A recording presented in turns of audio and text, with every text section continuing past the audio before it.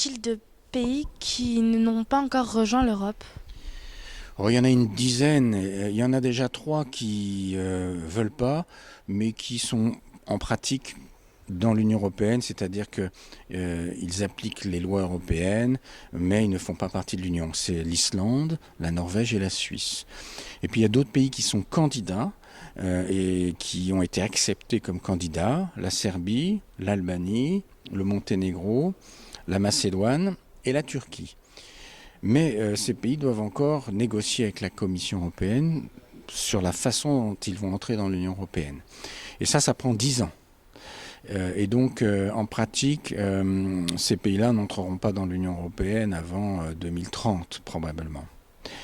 Et puis il y a quelques autres pays qui ne font pas partie de l'Union, comme l'Ukraine, comme la Moldavie, comme la Biélorussie. L'Ukraine et la Moldavie aimeraient bien entrer dans l'Union européenne. Et donc peut-être qu'un jour, ils seront acceptés comme candidats. Mais comme vous avez vu, avec la réaction de la Russie n'est pas très contente que l'Ukraine puisse un jour rejoindre l'Union européenne.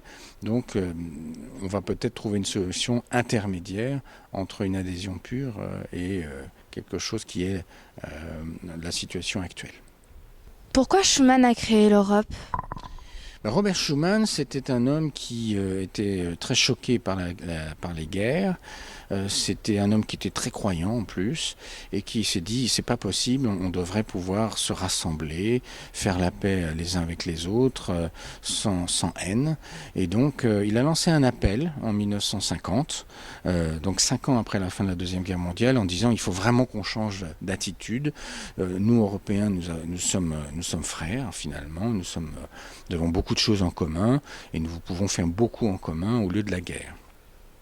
Il était seul ou il y avait des gens avec lui qui travaillaient sur le même projet?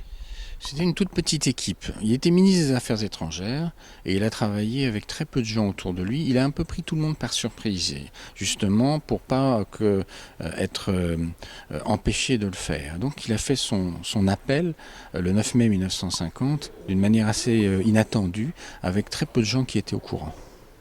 Une des personnes qui était le plus au courant, c'était son adjoint, c'était un certain Jean Monnet.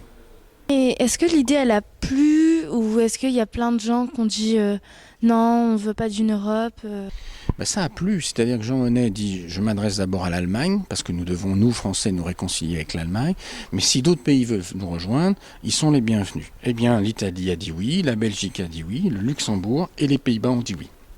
Donc ils ont commencé à 6. Et donc l'année suivante, ils ont commencé à travailler sur une communauté du charbon et de l'acier. Et puis en 1958, ils ont pu même aller beaucoup plus loin avec ce qu'on appelait le marché commun. Merci.